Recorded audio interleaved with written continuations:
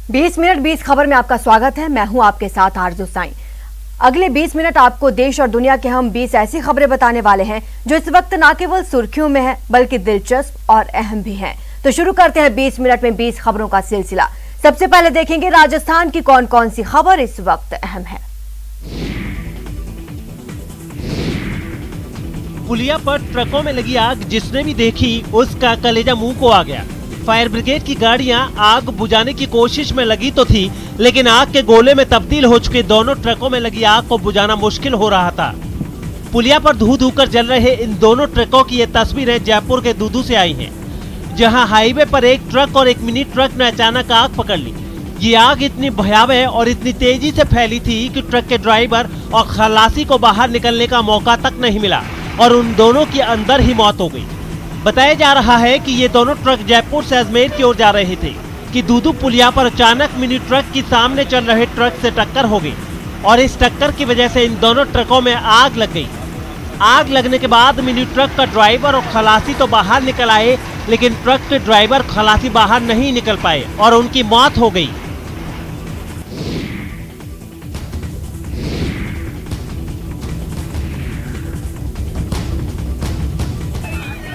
ऐसा लगा कि प्रशासन ने किसानों के खिलाफ जंग का ऐलान कर दिया हो और एक एक किसान को पकड़ पकड़ कर इस कदर पीटा जा रहा हो मानो वो अन्नदाता नहीं वांटेड अपराधी हो। किसानों को पीटते वक्त प्रशासन की टीम ने ये तक ख्याल नहीं रखा कि महिलाओं और बच्चियों को बख्श दिया जाए।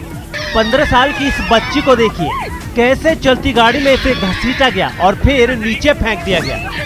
किसानों के साथ बर्बरता की ये तस्वीरें जालौर के सांचौर से आई हैं। बताया जा रहा है कि भारतमाला प्रोजेक्ट के लिए किसानों से जो जमीन ली गई है, ये किसान उसी जमीन का उचित मुआवजा मांगने के लिए जमा हुए थे।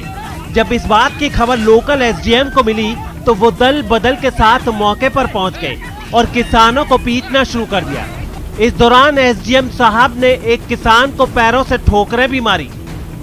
आपको बता दें कि भारतमाला प्रोजेक्ट के लिए जमीन 45,000 रुपए बीघा की दर से एक्वायर की गई है, जबकि यहाँ के किसानों का कहना है कि इन जमीनों का बाजार भाव 10 लाख रुपए बीघा है।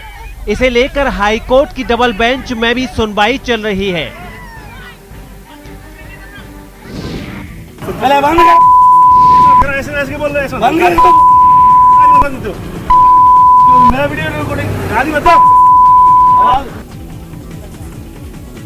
शराब का नशा जब सिर चढ़कर बोलता है तो अंदाजे बयां कुछ ऐसा ही नजर आता है।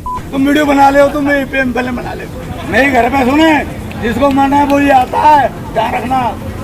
भरतपुर से आई इन तस्वीरों को देखकर अंदाजा लगा सकते हैं कि किस कदर ये लोग शराब के नशे में उत्पात मचाते हैं, आने जाने वालों को परेशान करते हैं, टोकने पर गाली गलोच पर उतर आते हैं।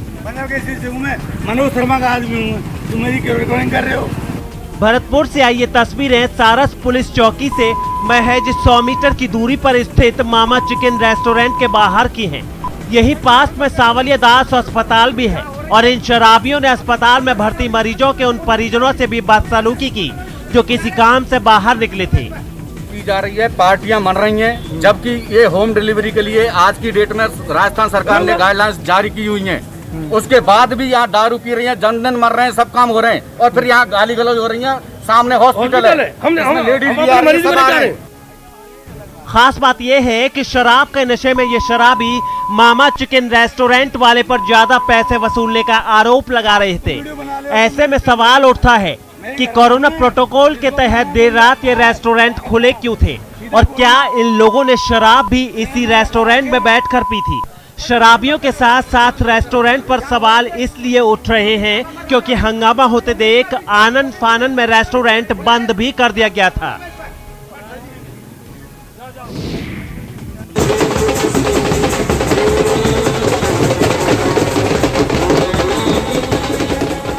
शादी के लिए बारात निकली तो बाराती बेफिक्र होते, चेहरे पर से मास्क हटाया और शुरू हो गए डीजे की धुन पर तात थैया करने। बारातियों ने ऐसा धमाल मचाया कि ऐसा लगा जैसे कोरोना वायरस का दी एंड हो गया हो।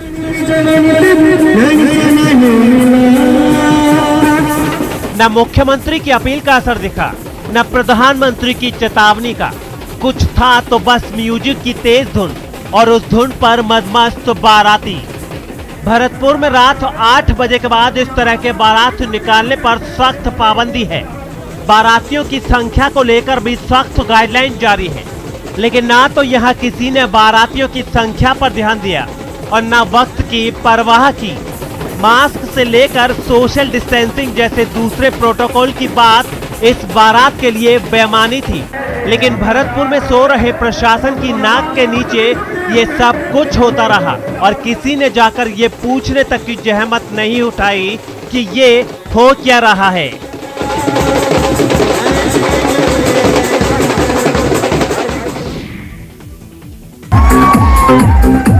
बसों के ऊपर हाथ में तिरंगा और दिल में जोश और जुनून लिए ये उन जवानों का काफिला है जो सेना में भर्ती होने के लिए निकले हैं। राजसमंद से आई इन तस्वीरों को देखकर आप अंदाजा लगा सकते हैं कि अजमेर में होने वाली सेना भर्ती परीक्षा के लिए ये किस कदर तैयार है। बताया जा रहा है कि 30 से ज्यादा बसों में राजसमंद के 1000 से ज्यादा युवा अजमेर के लिए निकले हैं, जहां सेना में शामिल होने के लिए भर्ती परीक्षा का आयोजन होना है। खास बात यह है कि भीम कस्बे के पाटिया स्टेडियम से जब इन बसों को हरी झंडी दिखाकर रवाना करने के लिए विधायक सुदर्शन सिंह रावत यहां पहुंचे तो इन युवाओं ने उन्हें अपने कंधे पर उठा लिया। युवाओं को अजमेर रवाना करने आए विधायक सुदर्शन सिंह रावत ने इन्हें शुभकामनाएं दी और कहा कि ऐसे ही युवाओं की वजह से राजसमंद को उसकी आन बान और शान के लिए पहचाना जाता है। भीम और देवगढ़ का बच्चा बच्चा जीते और आप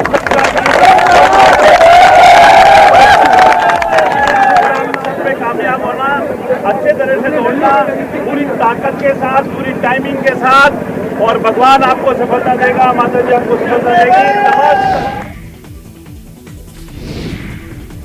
अलवर के रामगढ़ क्षेत्र में काम कर रहे स्वच्छता गृहियों ने सीएम के नाम एसडीएम को एक ज्ञापन सौंपा है। इस ज्ञापन के जरिए इन स्वच्छता गृहियों ने सरकार से ये मांग की है कि राजीव गांधी युवा मित्र योजना के तहत सबसे पहले इन लोगों को लाभ मिलना चाहिए। इन लोगों का कहना है कि वो ग्राम पंचायत स्तर पर स्वच्छता के लिए सालों से काम कर रहे हैं। कोरोना काल में भी उन्होंने अपने स्तर से घर घर जाकर लोगों को स्वच्छता के प्रति जागरूक किया, साथ ही ओडीएफ कराने में भी महत्वपूर्ण भूमिका निभाई।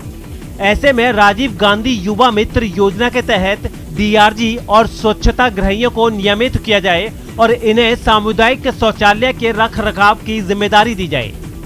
के तहत सन 2015 से जो हम सुरक्षा गृह के रूप में काम कर रहे हैं, हम सरकार से निवेदन करना चाहते हैं कि अभी पंचायत लेवल पर एक वर्कर लगाया जाएगा 2 अक्टूबर सन 2021 को। वो जो जगह रहेगी वो है राजीव गांधी युवा मित्र। उसके लिए हमारे इन सुरक्षा गृहों में से चयन किया जाए। कुछ डीआरजी जो है कि गवर्नमेंट या सरकार से निवेदन करना चाहते हैं कि कुछ हमें परमानेंट जॉब दी जाए ताकि हमारा समय और टाइम बर्बाद ना हो। प्रदर्शन कर रहे लोगों की ये तस्वीरें दौसा की धार्मिक नगरी मेहंदीपुर बालाजी की है। प्रदर्शन करने वाले लोगों का कहना है कि उनके इलाके की सड़कें पिछले कई सालों से खराब हैं। बारिश होते ही इस सड़क पर चलना मुश्किल हो जाता है। इसे ठीक कराने के लिए कई बार उन्होंने शासन प्रशासन से लेकर जनप्रतिनिधियों तक से बात की, लेकिन इस सड़क का निर्माण नहीं हुआ। ऐसे में उनके सामने प्रदर्शन और आंदोलन के अलावा कोई और रास्ता नहीं बचता। आपको बता दें कि मेहंदीपुर बालाजी से उदयपुरा, बहालपुर, नांदरी समेत दर्जनों गांवों को उपखंड सिकराय और नेशनल हाईवे 21 से यही सड़क जोड़ती है, जिसका हाल बेहाल है। मेहंदीपुर बालाजी से उपखंड मुख्यालय सिकराय के लिए बीच में दर्जनों गांव पड़ते हैं। लोगों को आवागमन में बहुत ज़्यादा परेशानी आती है। बारिश के दिनों में तो मतलब यहाँ से निकलना लोगों को दुश्वार हो जाता है। अवगत भी करा दिया है प्रशासन को, लेकिन कुछ नहीं सुना है। तो हम ये चाहते हैं ये रास्ता बिल्कुल सही कहाँ निकल रहा है रास्ते? जी सर, ये कहाँ तक जा रहा है रास्ता? ये रास्ता उदयपुरा और ठीकरिया है, सिकराय है, दर्जापुर पट्टीन है, नांदरी है, दर्जनों गांव इससे जुड़े हुए हैं। इससे लोगों को बहुत परेशानी होती है। स्वर्ण नगरी जैसलमेर में गुरुवार को बादल इस कदर बरसे कि दूर दूर तक पानी ही पानी दिखने लगा। बताया जा रहा है कि जितनी बारिश हर साल जैसलमेर में पूरे मानसून के दौरान होती है, उतनी बारिश तो वहां केवल 2 दिनों में हो चुकी है। जिसकी वजह से लोगों की परेशानी बढ़ने लगी। जैसलमेर के एक गणेश मंदिर की हैरान करने वाली तस्वीरें सामने आई। मंदिर में इतना पानी दाखिल हो गया कि मंदिर में लटकी हुई घंटियां महज 1 फीट की ऊंचाई पर दिखने लगी। पानी ऐसे मंदिर में दाखिल हो रहा था जैसे किसी बांध के गेट से पानी छोड़ा जा रहा हो। मंदिर की पहली मंजिल पर पहुंचने के लिए बनी कई सीढ़ियां तक पानी में समा गईं। मूसलाधार बारिश की वजह से आसपास के तमाम तालाब और नाले उफान पर हैं और ये हालात केवल जैसलमेर में नहीं बल्कि राजस्थान के कई जिलों में है। सीकर से भी एक हैरान करने वाला वीडियो सामने आया जिसमें 2 लड़के मोटरसाइकिल को लहरों के साथ बहने से बचाते हुए दिखे। तेज लहरें केवल मोटरसाइकिल को नहीं बल्कि उन्हें भी बहाकर ले जा सकती थी।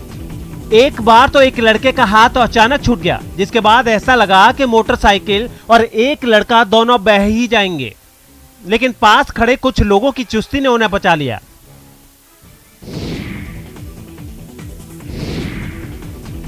जोधपुर में एसडीआरएफ के जवानों को बारिश और बाढ़ के दौरान लोगों को बचाने और रेस्क्यू ऑपरेशन चलाने की ट्रेनिंग दी गई, जिसका एक वीडियो भी सामने आया। इस वीडियो में अधिकारियों की मौजूदगी में जवान ट्रेनिंग करते नजर आए। सबसे पहले तो हौसला बढ़ाने के लिए देशभक्ति के गाने बजाए गए।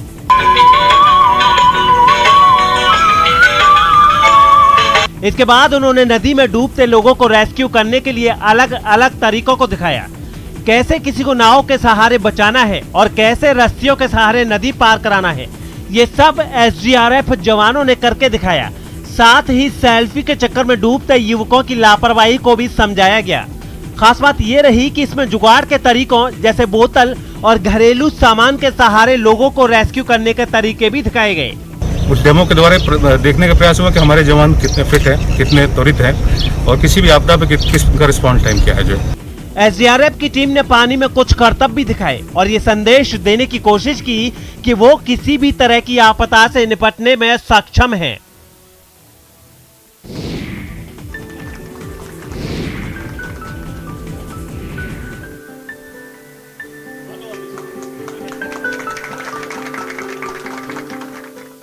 इसे आप आश्रम कहें, ऑफिसर्स की फैक्ट्री कहें या इसे ऑफिसर्स का उत्पादन करने वाला आश्रम कहें, क्योंकि यहाँ 1-2 नहीं बल्कि सैकड़ों ऑफिसर्स बने हैं।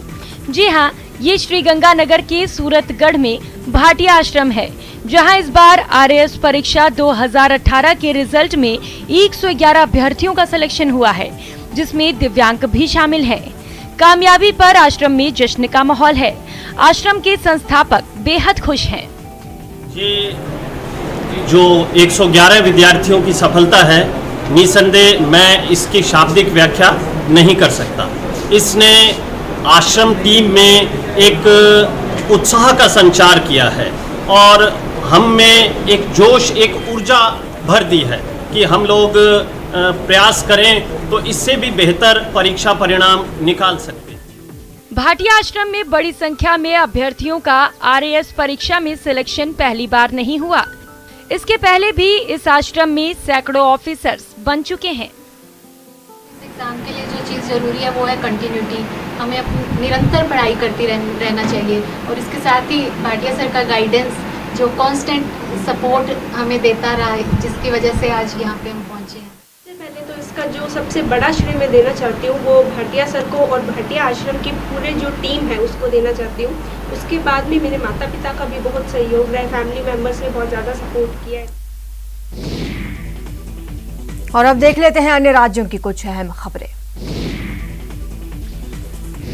रेस्क्यू ऑपरेशन की ये तस्वीरें मध्य प्रदेश के विदिशा में गंजबा सौदा के लाल पठार गांव से आई हैं।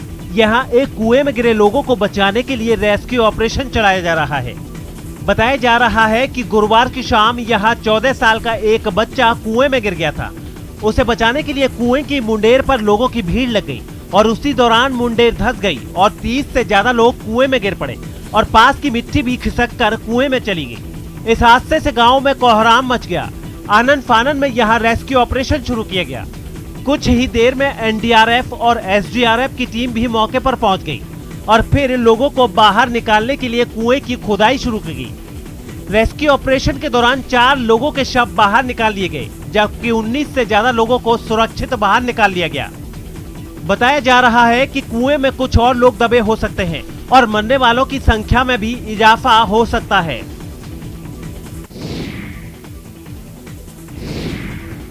पश्चिम बंगाल के हावड़ा से एक हैरान करने वाली तस्वीर सामने आई, जहां इलाज के दौरान एक लड़की की मौत पर उसके घर वालों ने अस्पताल में तोड़फोड़ की। हंगामा कर रहे लोगों ने अस्पताल के डॉक्टरों पर इलाज में लापरवाही का आरोप लगाया और अस्पताल के अंदर हंगामा शुरू कर दिया। लड़की की मौत से उसके घर वाले और रिश्तेदार इस कदर गुस्से में आ गए कि उन्होंने अस्पताल के अंदर रखे स्ट्रेचर, व्हीलचेयर और बेड उठाकर बाहर फेंक दिए। इतना ही नहीं, गुस्साई भीड़ ने अस्पताल के अंदर भी तोड़फोड़ की। बताया गया है कि जिस लड़की की मौत हुई उसे एक कुत्ते ने काट लिया था, जिसके बाद उसे अस्पताल में इंजेक्शन लगाया गया। लड़की के घर वालों ने आरोप लगाया कि इंजेक्शन लगाने के बाद उसकी हालत ज्यादा बिगड़ गई और कुछ देर बाद उसकी मौत हो गई। हालांकि अस्पताल प्रशासन इलाज में लापरवाही के आरोपों को गलत बता रहा है। इस पूरे हंगामे की वजह से अस्पताल में बहुत देर तक अफरा तफरी का माहौल बना रहा।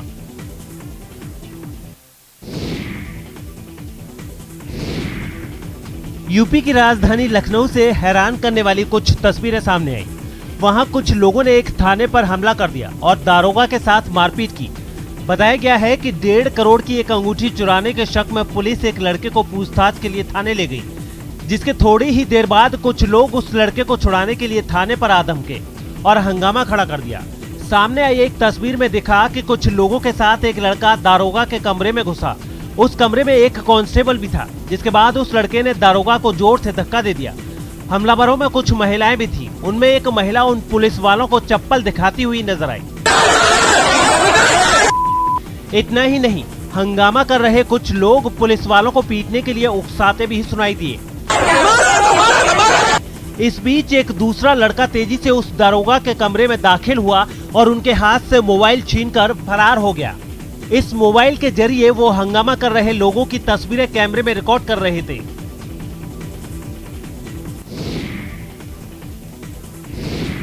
महाराष्ट्र के पुणे से चौंकाने वाली तस्वीरें सामने आई। वहां एक छात्रा से अश्लील भाषा के इस्तेमाल के आरोप में एक प्रोफेसर की कुछ लोगों ने जमकर पिटाई कर दी। यही नहीं, छात्रा के घर वालों ने भी प्रोफेसर पर ताबड़तोड़ थप्पड़ बरसाए। यहाँ तक कि गुस्साए लोगों ने उनके चेहरे पर कालिख पोत दी और फिर उन्हें पीटते हुए कॉलेज से बाहर लाया गया। इस पिटाई से प्रोफेसर के सिर से खून बहने लगा, लेकिन अपना आपा खो चुके लोगों पर इसका कोई असर नहीं हुआ और वो नारे लगाते हुए उन्हें थाने तक ले गए। पुलिस ने शिकायत मिलने के बाद प्रोफेसर को गिरफ्तार कर लिया। बताया गया है कि आरोपी प्रोफेसर उस छात्रा से परीक्षा में नंबर बढ़ाने के नाम पर कई दिनों से अश्लील भाषा का इस्तेमाल कर रहा था।